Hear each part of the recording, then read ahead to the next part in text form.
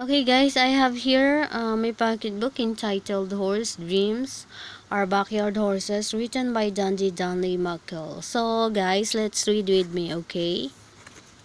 So, on page 1, entitled Imagine, okay? So, it's the moment the world has been waiting for. Ellie James enters the horse show ring on her champion stallion, Ellie's prancing beauty.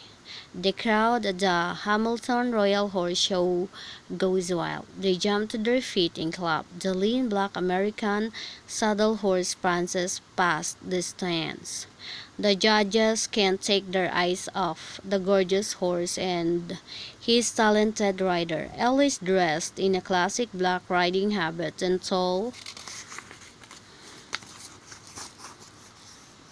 okay, in tall English boots. She is the youngest rider in this year's contest. The horses are called to a canter. Ellie and prancing beauty float around the ring. The crowd cheers. The horse line up. The winner is announced. Ellie, Miss James. I look up, but instead of a judge carrying a trophy for me, it's my fourth grade teacher standing over my desk. Ellie? Miss Hernandez stops her foot. She frowns at me.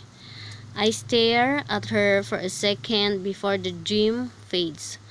The horseshoe rings turns back into 4 walls and 23 desks. Sorry, Miss Hernandez, I mutter. She keeps staring at me like she's waiting for an answer. Well, but I didn't hear the question. You see, I'm about to give up and admit I've been daydreaming again. Then I see Colt Stevens. He sits in the desk in front of me.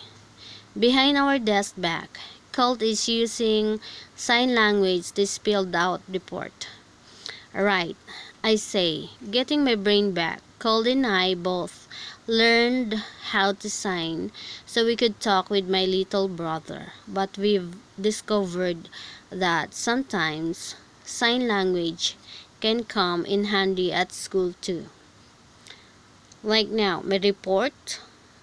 I give our teacher my best smile. Colt's older sister says, my smile is the best thing about me. That and my eyes. I have big brown eyes, the only thing big about me. I'm the smallest kid in 4th grade. Miss Hernandez looks surprised that I know what she is talking about. Yes, your report? I'm going to do my science report on horses. I tell her, I haven't quite figured it out yet, but I know it will have something to do with horses. Everything I do has something to do with horses. A wave of laughter splashes around our classroom. Miss Hernandez sighs.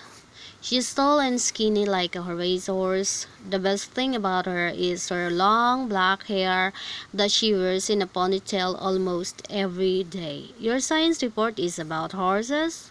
She asked. You do remember that the report is on an experiment you choose to do?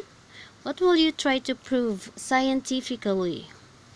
I shrug and hope she'll move on to somebody else. She doesn't. Ellie? Our teacher is nice. She says this is a friendly voice, but it still makes my stomach churn. I bite my bottom lip for 3 seconds. Then it comes to me. My experiment will discover the best way for me to get a horse. A bunch of kids laugh, including Colt. That doesn't sound very scientific. Miss Hernandez says. She crinkles her nose like she is afraid she might be hurting my feelings. It is, Miss Hernandez, I told her. I'm going to report on 3 ways to get a horse. I'll try all 3 ways and see which works best.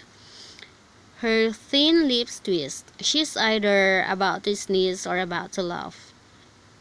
And what exactly are the 3 ways you plan to try to get this horse? Begging, crying, and praying. Miss Hernandez turns around with her back to the class. Her shoulders are shaking.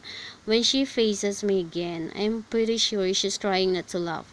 Let's talk about Let's talk after school, Ellie. Who wants to go next? Leslie Harper raises her hand. She reads her plan right off her paper. I'm going to do an experiment on how to make a horse coat shiny. I think molasses added to a horse breakfast will do it. Leslie has long curly blonde hair and blue.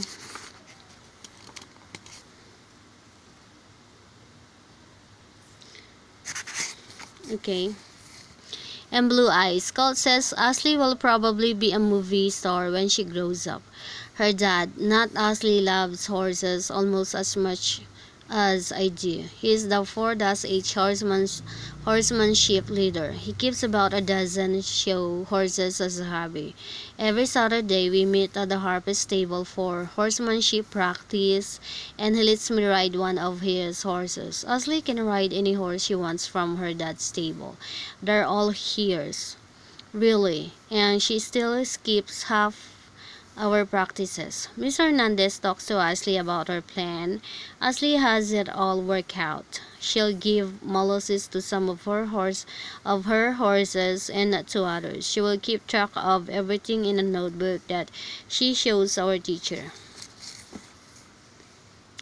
I try to listen to other people's ideas. Colt plans to experiment with kites and keys and lightning. Miss Hernandez wants to make sure he does it safely, but I can tell she is crazy about the idea.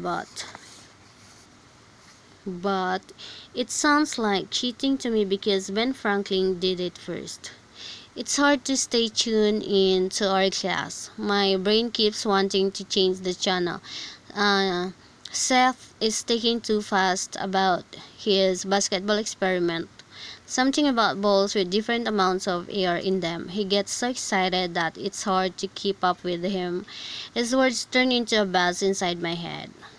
So I turn to the window. Cole teases me about sleeping in class, but I don't. I dream in class, but I don't sleep. I dream horses. I don't just dream about horses. I dream up horses so real I can smell horse. Horse is the best scent in the whole world. They could put that stuff into perfume bottles and make a fortune. Or candles. Maybe I'll do what when I grow up. Then I'd have enough money to buy all the horses I want.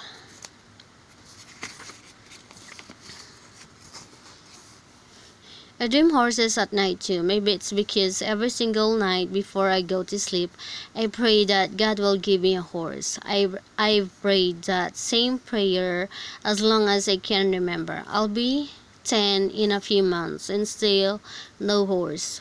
I tune in to my classroom again. Larissa Richland is explaining how she's going to prove that hot air is lighter than cold air, or the other way around. My head turns back to the window even though I don't tell it to it.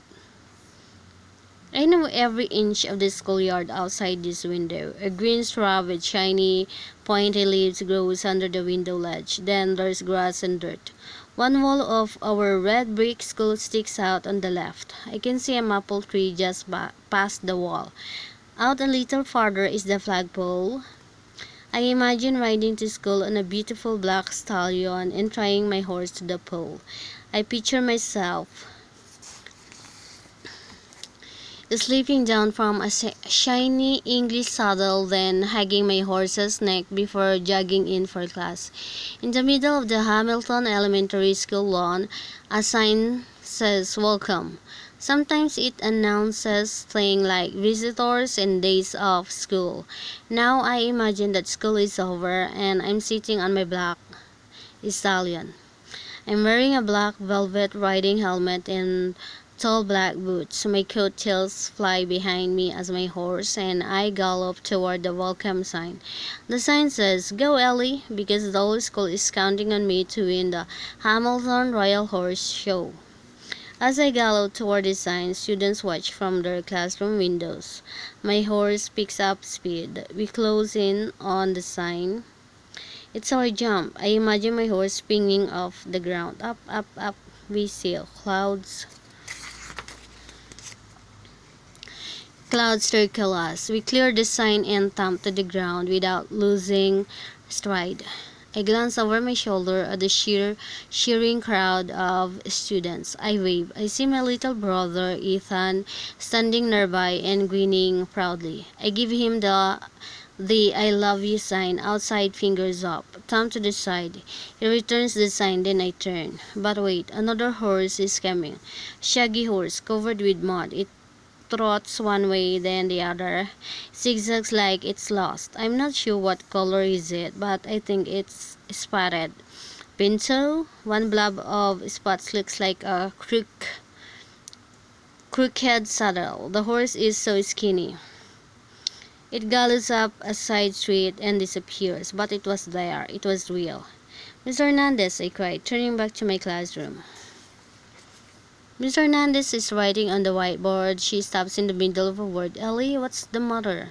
I can hardly get the words out. My throat is dry. I point to the window. Out there. What? What is it? Our teacher asked. I saw a horse. Okay. On part 2, entitled Trouble. Okay.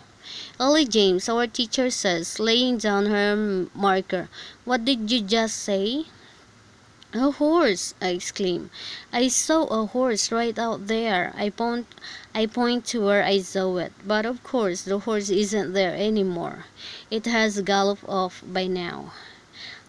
Our whole class groans. Didn't anybody else see that horse?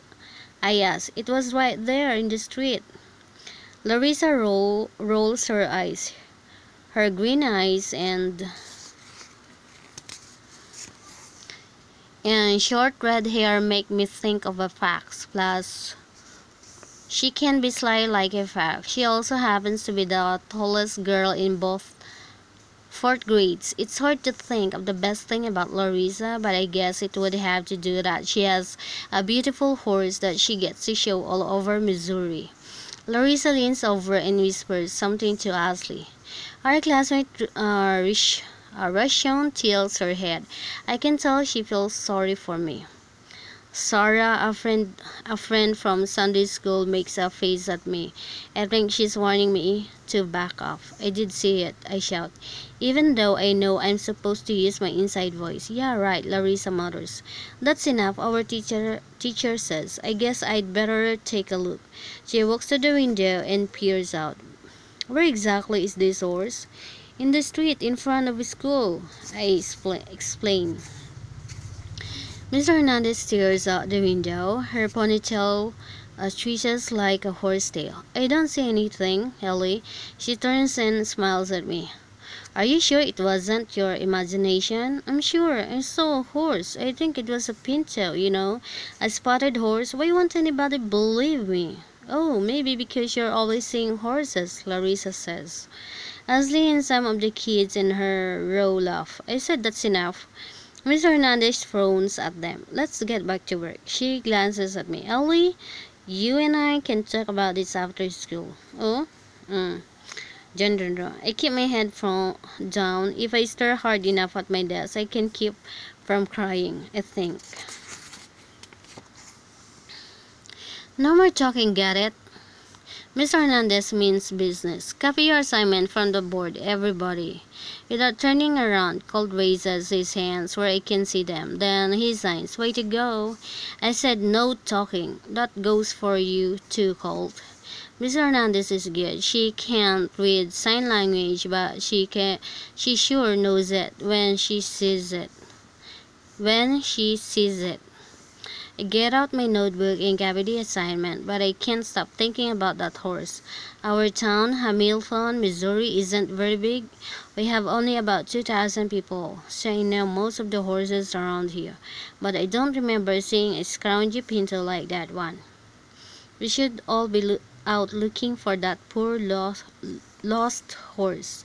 I raise my hand, then I put it back down. I know Mr. Hernandez doesn't believe I saw a horse. Nobody in this whole classroom believes me. Nobody in this entire school will believe I saw a wild horse run by, no matter what I say. It's a horrible feeling when the only one who believes you is you. Finally, Finally, the bell rings. I grab my books and hurry toward the door. Mr. Hernandez stops me before I get there. "Ellie, don't forget, we need to talk." "Oh yeah," I answer. Mr. Hernandez and I wait until everybody else files out of the classroom. I study the coffee mug holding down a stack of papers on her desk. The mug reads, "Number 1 teacher." Larissa gave it to our teacher the first day of class. That was before any of us knew that she really is the number 1 teacher.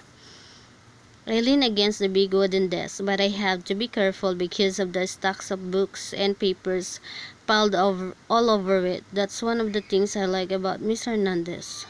Miss Jones, my third grade teacher, had to have everything in perfect order. She expected us to be perfect too. Miss Hernandez closes the door after the last kid is out. It's just the two of us. I think I'm in big trouble. "Have a seat, Ellie," she says. She sits in her chair again and opens her desk drawer. "Want a peppermint?" She hands me a red and white peppermint candy.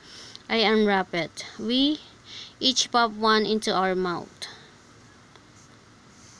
"Thank you," I say, and my voice cracks. I settle into the big chair beside her desk. She sighs. "So what are you and I going to do about daydreaming?" "Do you daydream too?" I asked. She grins. "As a matter of fact, I do. Sometimes I daydream I'm on a beach lying under the sun. Only I make sure not to daydream at school." I look down at the paper clips on her desk. I know she means that I shouldn't daydream at school either. "I'm sorry." "I know," she says. "It's just that when you imagined seeing that horse this afternoon, No, I didn't imagine that." "No, Ellie," she says. I shake my head.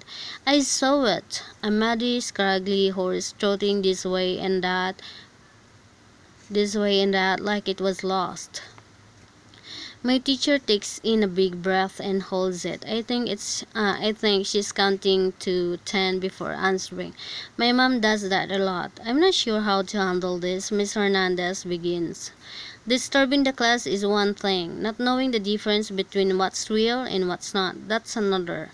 But she holds up one finger to stop me. "It works. I think you should go home and give this some more thought," Miss Hernandez scribbles something on a piece of paper and puts the paper into an envelope. On the outside, she writes, "Mr. and Mrs. James." She hands me the envelope. "See that your parents get this one, okay? I think it would be a good idea for all of us to talk about this together." I think it would be a lousy idea, a king-sized, rotten, crummy, super bad idea, but I don't say so because I'm already in enough trouble. Okay, part 3 is entitled Hope. Colt is waiting outside for me. "So, what happened?" I shrug and keep walking. Mr. Hernandez doesn't believe I saw a horse. "No kidding." He falls in step beside me. "Great, you don't believe me either." I wish I'd never seen that ugly horse. Still, I can't stop worrying about it. Colt glances around. I know he's looking for Dylan and Brooks. Colt and I have walked home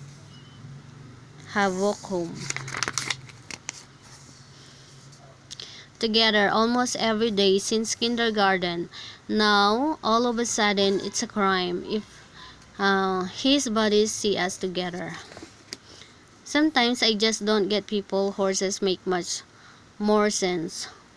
Once the horses partner up, they say friends forever no matter what other horses come into the herd. I guess that's why they call it horse sense. Horses just seem to have a lot more common sense than people do. "I believe you think you saw a horse," Colt says, "and I believe you're going to be in a mess of trouble if your dad has to go to school again because you were daydreaming." He's writing about that one. My dad hates school conferences. He went to my school when he was a kid. He hated conferences then too. So, Colt elbows me. "Did Mr. Hernandez call your mom?" "No." That's good, Colt says. Last time I got in trouble, Mr. Hernandez called my mother, or tried to. Anyway, she finally gave up and left a voicemail, which was bad enough. I'm barely listening to Colt. I'm too busy imagining my dad at another parent-teacher conference. She gave me a note for my parents. A note? What does it say? Colt keeps walking beside me, but now he's turned toward me looking for the note. I've already stuffed it into my backpack. I'm not opening the note, Colt. We reach the corner. From here, we can either keep going straight another block or cut through the ball field. I take the path through the field. Colt follows me. Can't you just tell them your imagination got the best of you? I stop so suddenly that Colt steps over me. Colt Stevens, did you hear me say I so not imagine a scrawny spotted horse? Yeah, but you're always imagining you see horses. True, I admit. And what kind of horses do I imagine? How should I know? He tugs at the straps of his backpack. Beautiful horses, that's what kind. Colt frowns, a sure signs he's thinking. What are you getting at? In all the years you've known me, have I ever once told you about an imaginary ugly horse? No, he admits. When I imagine a horse, I imagine a gorgeous show horse, a Hamilton Royal Champion horse. I can tell by his raised eyebrows and half-open mouth that I've finally gotten through to him. Colt heads up. Out of nowhere, a ball whizzes by inches from my nose. I roll around and see Dylan and Brooks running toward us. Behind me, Colt scrambles for the ball. Back at ya, he hollers. He fires the ball at Brooks. I keep walking home alone. I used to feel sorry for my little brother because most people will never know what he is saying, but at least the people who can understand Ethan always believe him. Mom's car isn't in the driveway. That car is probably in our car garage. I squint into the picture window and see my dad sitting at the dining table. His back is to me. Dad calls our dining room his office when we're not eating there. I'm pretty sure I can make it to my room without being seen. With the courage of a wild stallion, I slip inside the horse. Silently, I ease the door shut. No noise. Ellie, is that you? Dad calls from the dining room. Apparently,